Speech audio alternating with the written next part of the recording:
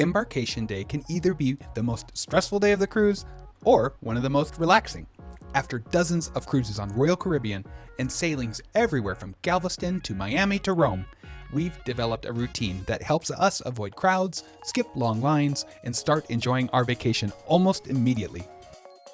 Today, we're taking you through exactly what we do from the day before the cruise until our first night on board. Along the way, we'll show you why we arrive a day early, how we breeze through check-in in just a few minutes, the first place we go after boarding, and one of the most underrated embarkation tips that almost nobody talks about, and several little tricks that save us time on every single cruise. Let's get started. Our embarkation day actually starts the day before. We almost never fly in the morning of the cruise. Living in Utah means every cruise will start with a flight, whether we're heading to Los Angeles, San Diego, Galveston, Miami, Fort Lauderdale, New York, or maybe even Rome. Flights get delayed, weather happens, mechanical issues happen, connections get missed. Missing your cruise because of a delayed flight is not how you want your vacation to begin.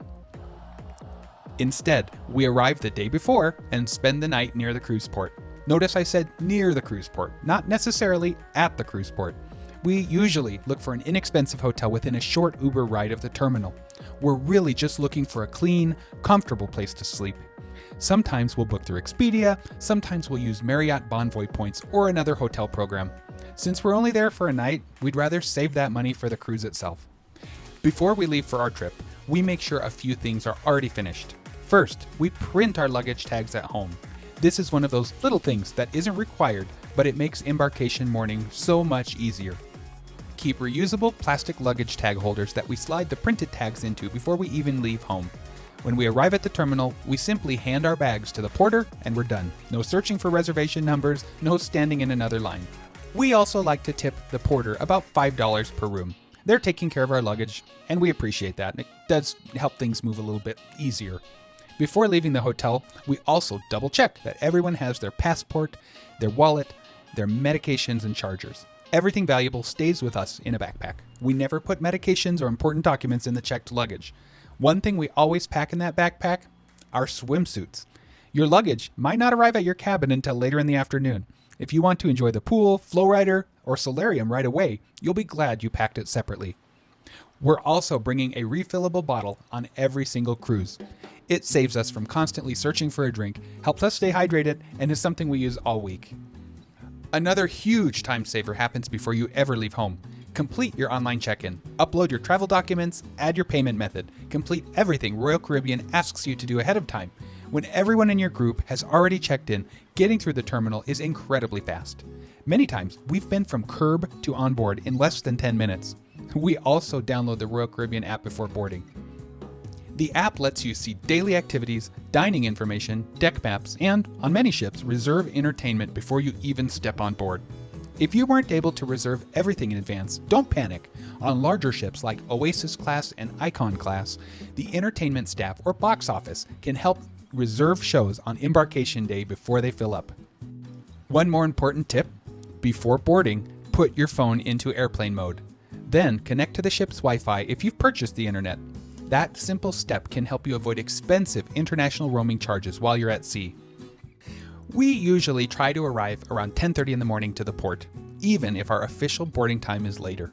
In our experience, Royal Caribbean usually isn't strict at all about boarding times once boarding is underway. Your experience may vary depending on the port and sailing, but arriving early has consistently helped us avoid the biggest crowds.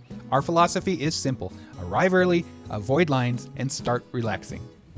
As soon as we step on board, we do our muster drill immediately. It only takes a few minutes, and then it's done. No thinking about it later, no announcements interrupting lunch, no rushing before sail away. Just get it over with. Our next stop is guest services. Now, most people probably won't need to do what we do because Nick and I each receive casino offers. We usually need to rearrange our room assignments so we're staying together while our friends or family move into the second cabin. Taking care of that first thing in the morning usually means a 5-minute wait. Waiting until the afternoon, that line can easily become 30 or 45 minutes. While we're there, we also take care of our gratuities. We prefer tipping crew members personally throughout the week rather than using automatic gratuities. We've actually made an entire video explaining exactly how and why we do that. So if you're interested, we'll link it below. By now, we're hungry. One of our favorite embarkation tips is simply eat early.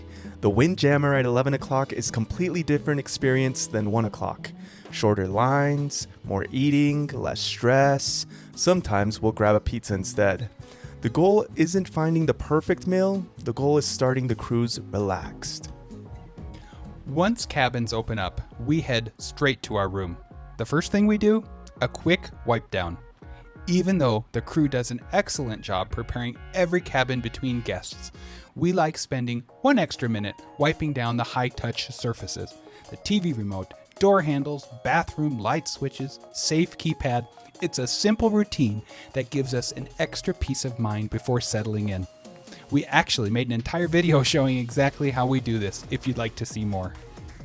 Now this may be our most underrated embarkation tip. Take a nap. Seriously, living out west, we often take overnight red-eye flights to Florida. By the time we board the ship, we've been awake quite a long time. A 90-minute nap completely changes the rest of the day. You wake up refreshed, you enjoy dinner, you stay up later, and actually feel like you're on a vacation. If we don't need a nap, we'll usually head to the gym. Embarkation afternoon is one of the quietest times you'll see it. Or if we're sailing with first-time cruisers or it's a new ship to us, we'll spend an hour or two exploring, learning the layout, finding the restaurants, walking the pool deck, checking out the solarium, seeing where everything is before it gets too busy. Some people head straight to the hot tubs. Others book the North Star while the ship is still in port. Some jump on the flow rider. There's no wrong answer. That's one of the best parts of getting on board early. You actually have time to enjoy the ship. A large advantage of getting on board early is that you've just given yourself several extra hours to actually enjoy the ship. If you're sailing on a Quantum class ship, one of our favorite recommendations is the North Star. The ride is complimentary while the ship is still in port. But here's something that many first-time cruisers don't realize. You usually need to reserve your time in the Royal Caribbean app before embarkation day. Those free reservations often disappear quickly, so don't expect to simply walk up and grab a spot. Embarkation afternoon is often one of the best times all week to ride the flow rider, enjoy the water slides, relax in the solarium, grab a hot tub, or simply enjoy the pool before it fills up.